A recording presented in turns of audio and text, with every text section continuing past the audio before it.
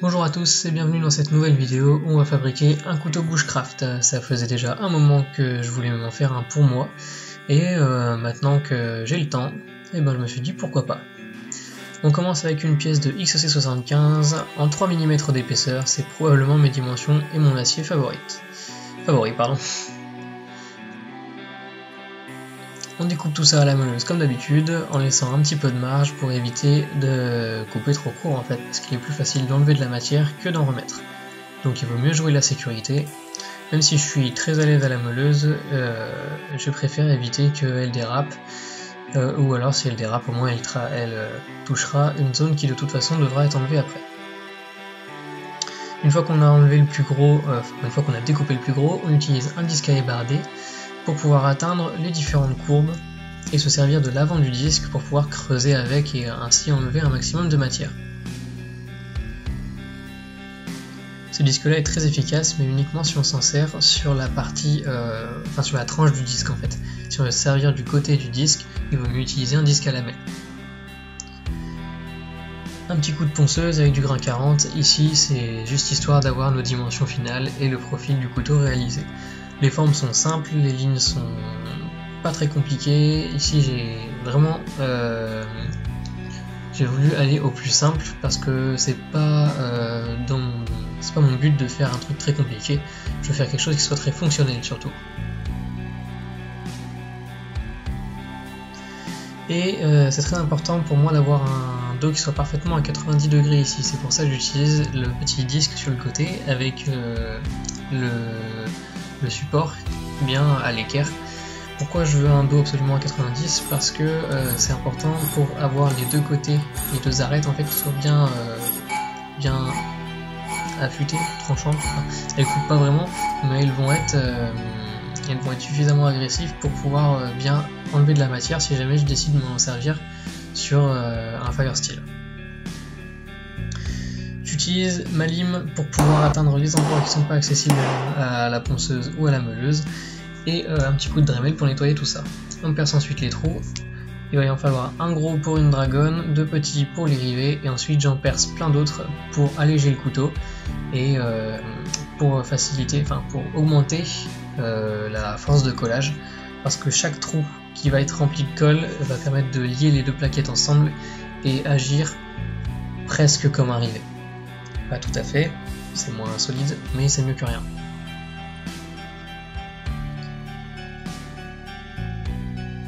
Ensuite, j'ai réalisé, alors je suis pas sûr qu'on puisse considérer ça comme un guillochage, c'est juste des petites entailles qui vont se positionner sous le pouce lorsqu'on va travailler.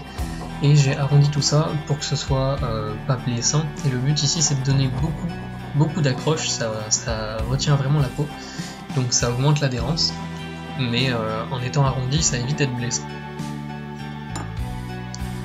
Donc voilà, le couteau est prêt pour recevoir ces moutures que je réalise à la meuleuse encore une fois. Et cette fois-ci j'essaie de garder un angle qui soit assez élevé parce que mon but ça va être d'avoir une émouture pas tout à fait scandi mais un convexe en gardant un tranchant relativement faible. Ça va mettre plus de matière derrière le tranchant et du coup celui-ci sera un petit peu plus durable. Une fois que le gros du travail a été réalisé à la meuleuse, je passe sur la ponceuse pour pouvoir nettoyer tout ça et atteindre mes dimensions finales.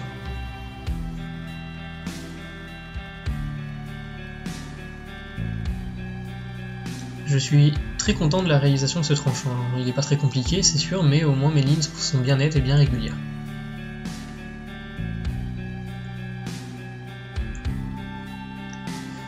Un petit polissage très rapide avec la ponceuse excentrique. Ici je vais rien faire à la main. C'est un couteau qui va être utilisé et usé, donc il va être rayé et abîmé. Je vais certainement pas prendre le temps de faire du travail à la main pour quelque chose qui va en prendre plein la tête. Et je pense que je referai cette finition telle quelle pour un futur couteau parce qu'en fait j'aime bien l'espèce de fini presque mat qu'on obtient. Trempe dans de l'huile de colza, rien de très compliqué et c'est important d'utiliser de l'huile végétale parce que l'huile de moteur Donc voilà le moment de la trempe, là vous ne le voyez pas, mais je suis en train de faire une trempe sélective, c'est-à-dire que je vais tremper uniquement une partie de la lame. Donc là j'ai eu tout le tranchant et j'ai fait une bonne partie du dos de la lame, le but étant de garder le manche et le reste de la lame, enfin le manche et un bout de la lame assez mou pour qu'il puisse encaisser les chocs et le reste du couteau bien dur. Après un revenu à 200 degrés pendant 1 heure, on peut se remettre sur la ponceuse. Et là le but ça va être de finir notre émouture et de faire le tranchant.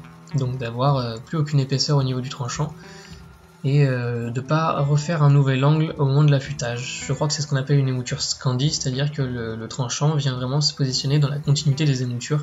Il n'y a pas de seconde émouture qui vient créer un petit biseau pour qu'il y ait rencontre des deux émoutures.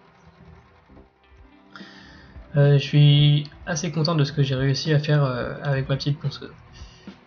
Bien sûr, je vais pas faire de finition à la main sur ce couteau, mais ça n'empêche pas d'essayer de faire en sorte que ce soit joli. Du coup, je monte jusqu'au grain 1000 à la ponceuse.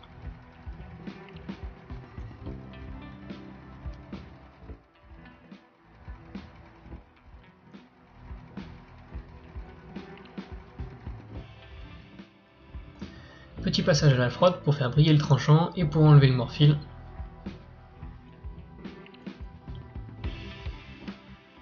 Et voilà ce qu'on a en sortie de machine.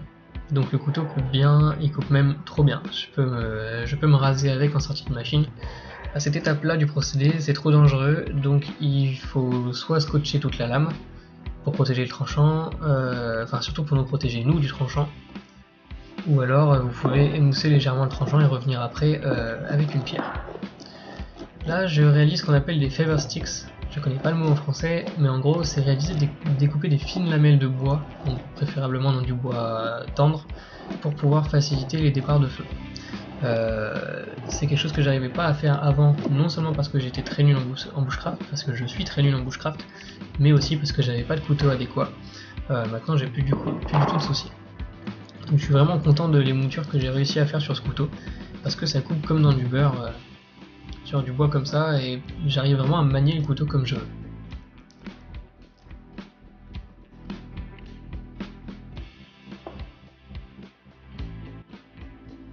Maintenant que la lame est terminée, il faut se pencher sur les matériaux du manche. Et pour ça, je vais utiliser ceci. Et ça, c'est du micarta, réalisé avec du jean et de la résine. J'ai fait ça il y a un peu plus d'1 an maintenant, et c'est la parfaite occasion pour s'en servir, ce projet-là. Alors pourquoi du micarta? Parce que d'abord c'est très dur, c'est extrêmement résistant, c'est de la résine et du coton, donc en fait c'est stable, ça bougera pas dans le temps. Et en plus de ça, ça garde une bonne adhérence même mouillé. Donc pour ce type de couteau c'est vraiment un matériau idéal.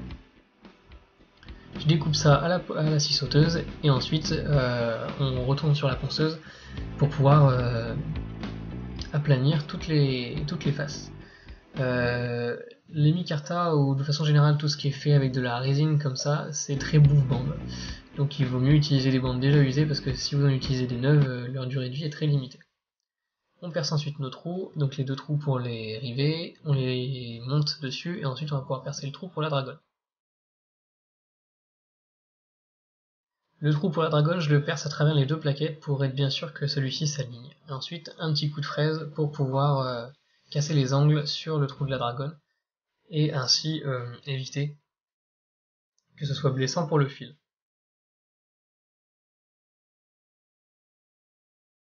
Retour à la scie sauteuse pour finir de façonner les plaquettes, du moins se rapprocher des lignes. C'est un outil que j'avais déjà depuis longtemps, mais je pensais pas à l'utiliser et je pense que je vais m'en servir plus souvent maintenant parce que ça permet de gagner beaucoup de temps. La ponceuse nous permet de finir le devant des plaquettes et de lui donner un angle en utilisant le petit disque sur le côté. Tout ça pour les préparer au polissage que l'on fait à la main.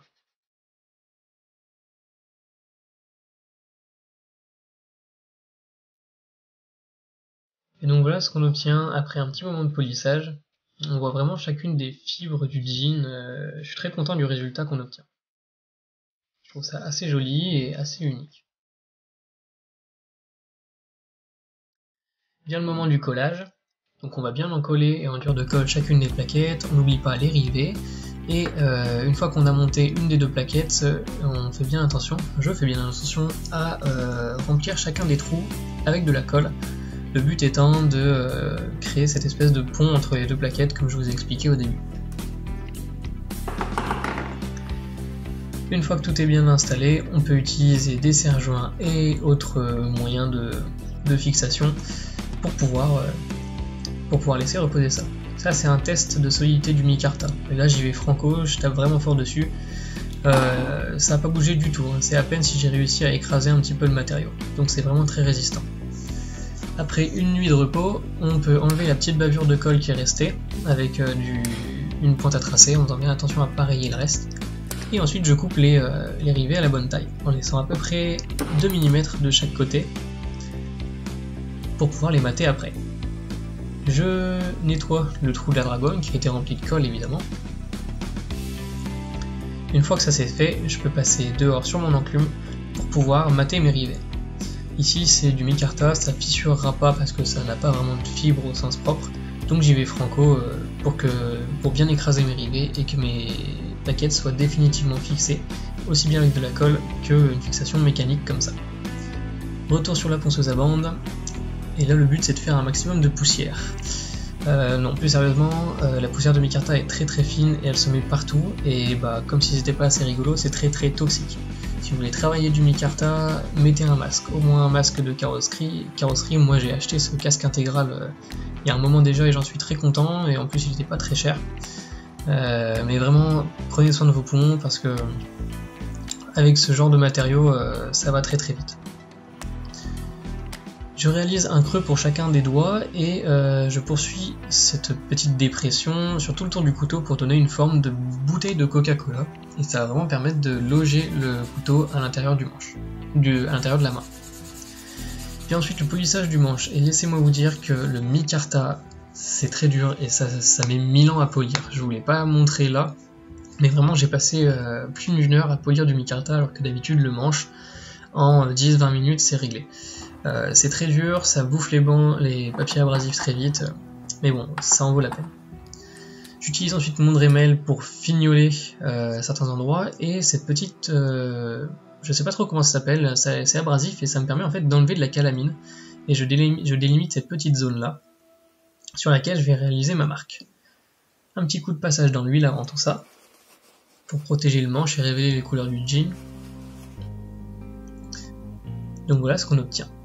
Je suis très content de la texture et des couleurs qu'on obtient sur ce manche.